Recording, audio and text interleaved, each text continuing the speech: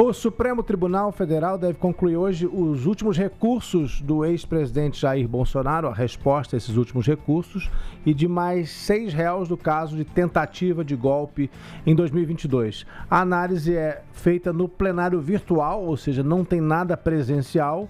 Os ministros já tinham votado na semana passada e tinham rejeitado tudo por unanimidade. Mas aí tem os recursos chamados embargos de declaração, que são usados para corrigir eventuais pontos obscuros da decisão, e é isso que está sendo analisado. A defesa do ex-presidente Bolsonaro fala também na possibilidade de apresentar embargos infringentes, que é um recurso legal para contestar o mérito da condenação, mas isso só valeria se pelo menos 2 ministros tivessem votado pela absolvição. Isso não aconteceu, a gente sabe que o placar foi 4-1, só um ministro, o Luiz Fux, votou a favor da absolvição de Bolsonaro e dos outros réus. Alexandre de Moraes, o ministro do Supremo, pode barrar essa ideia de embargos infringentes, provavelmente vai barrar, porque ela seria só para protelar, para adiar o fim do julgamento, e ele quer, ao contrário, acelerar a execução da pena. A gente lembra que foi em setembro que o ex-presidente Bolsonaro e outros 7 réus foram condenados a penas que vão de 2 anos a 27 anos, a pena de Bolsonaro é de 27 anos, por crimes como organização criminosa, golpe de Estado, dano ao patrimônio e abolição violenta do Estado Democrático de Direito. O secretário de Estado dos Estados Unidos, Marco Rubio, publicou uma foto com o ministro das Relações Exteriores, Mauro Vieira, depois do encontro dos dois ontem. Eles estão bem animados nessa foto. Quem está no nosso YouTube vai ver rapidinho ali, ó, eles de mãos dadas, um aperto de mãos, né? Você achou animado? Eu achei que era outra foto.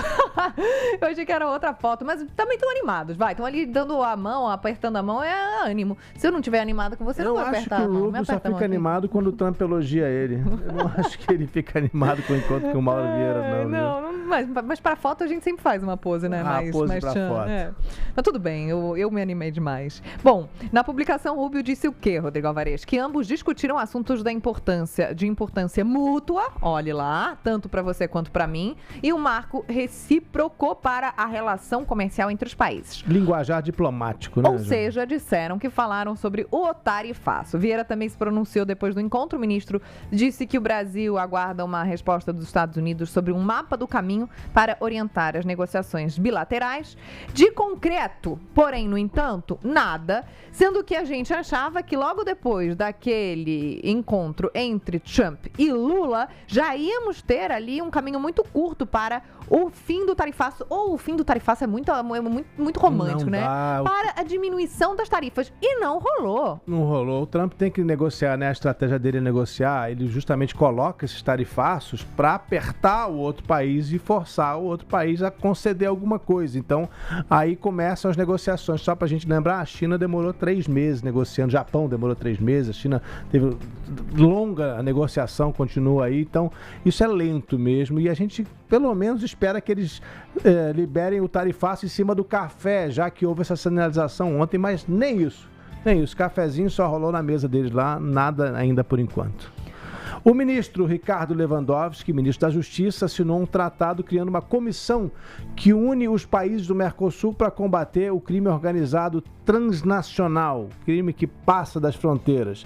A ideia é deixar as forças de segurança do Mercosul falando a mesma língua no sentido de trocar informações, que é o mais importante. Um dos pilares é criar um intercâmbio em tempo real entre as polícias, usando canais seguros como a Interpol, a Meripol e centros de fronteiras. Tudo isso eles querem fazer para mapear as ameaças e os riscos e impactos desses grupos criminosos que já estão atuando, a gente sabe disso, como multinacionais do crime. O PCC é um exemplo, o Comando Vermelho está se espalhando pelo Brasil inteiro.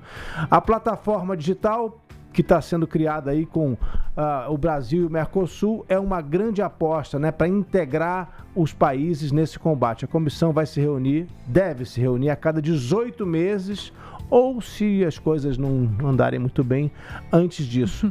O acordo prevê também assistência mútua entre forças policiais, Ministérios Públicos e autoridades dos países. Tomara que isso não fique no blá blá blá e que vire ação concreta. A polícia do Rio de Janeiro realiza agora uma operação contra o Comando Vermelho em São João de Meriti, na Baixada Fluminense. A ação dá continuidade à operação Contenção, que é considerada mais letal, já registrada no país. A gente lembra, foram 121 mortos no dia 28 de outubro, durante as operações e incursões nos complexos da Penha e também do Alemão. Agora, falando de hoje, participam dessa operação equipes da Delegacia de Repressão a Entorpecentes e também do BOP, que é o Batalhão de Polícias de Operação de Polícias Especiais.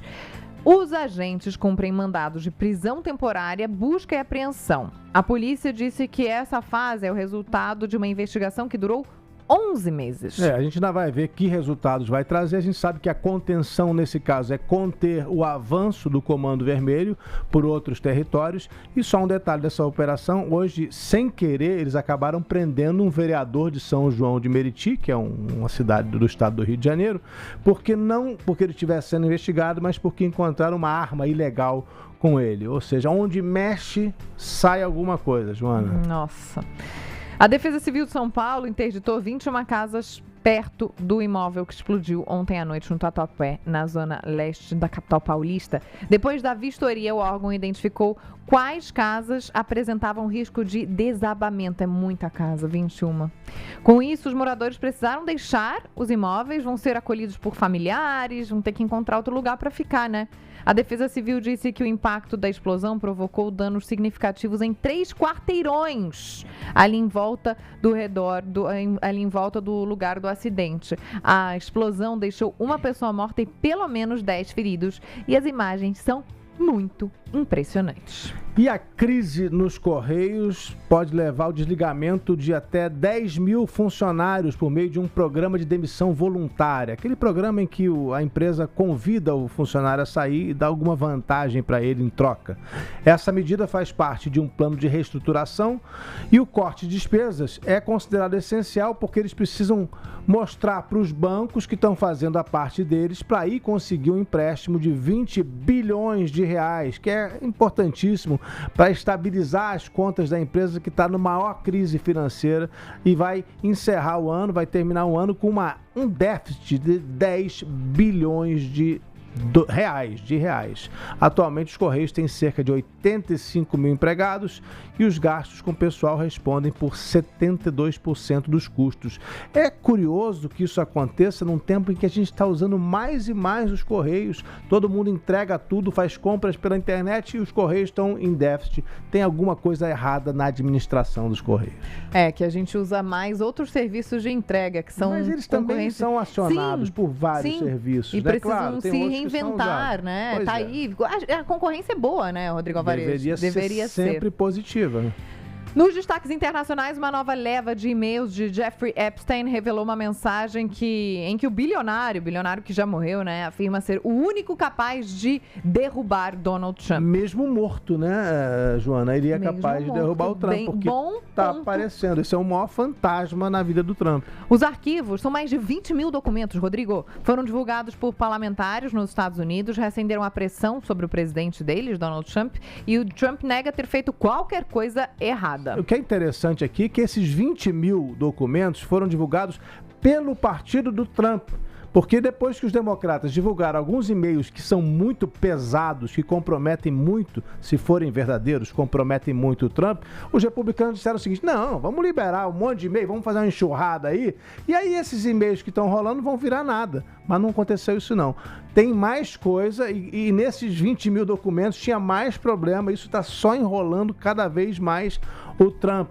E com mensagens que mostram, né, Joana, o Epstein e outros contatos aí conversando com ele, dizendo que o Trump estava tentando se esconder das investigações, mas que ele sabia que ele ia acabar entregando. E aí, como a gente falou, mesmo morto, Jeffrey Epstein assombra Donald Trump. E também falou sobre Lula e Bolsonaro nesses e-mails. Não falou nada demais, tá? Citou, mas falou. Calma lá, o Lula e Bolsonaro não foram nas festinhas pedófilas de Jeffrey Epstein. Não, ele só citou. Falou que ele participou de uma ligação onde estava o Lula, então do outro lado, a pessoa que ligou para ele estava com o Lula aqui no Brasil e falou de Bolsonaro Bolsonaro o citando como o cara. Mas agora vamos tocar aqui para os nossos assuntos, outros assuntos internacionais. Rodrigo Alvarez, estamos devendo ao nosso público a explicação do que está acontecendo na Rússia, na Ucrânia. Temos mais uma onda de ataques da Rússia contra a Ucrânia. E o que a gente estava falando agora há pouco, que a notícia chamou, a gente teve que ir para outros assuntos, era sobre essa escalada. Rodrigo, a sensação que a gente tinha não era que ia diminuir essa tensão? Ou é uma sensação muito errada? Eu não tinha essa sensação. Quanto tempo? 3 anos de guerra? Não, eu não tinha essa sensação. Mas já estavam falando de possivelmente, quem sabe... É que a gente, às vezes, se ilude com os discursos diplomáticos, com as possibilidades de acordo, com o presidente daqui, presidente dali, o Trump entrou na jogada. Eu vou acabar... Lembra o que o Trump falou? Vou acabar com essa guerra em 24 horas. E aí a gente já acabou a guerra. Tem quantos meses de mandato do Trump? Já são 10 meses de mandato de Trump, 11, né? Já está em 11 meses, está no mês 11 de mandato do Trump e essas 24 horas não aconteceram até hoje, não acabou a guerra. Pior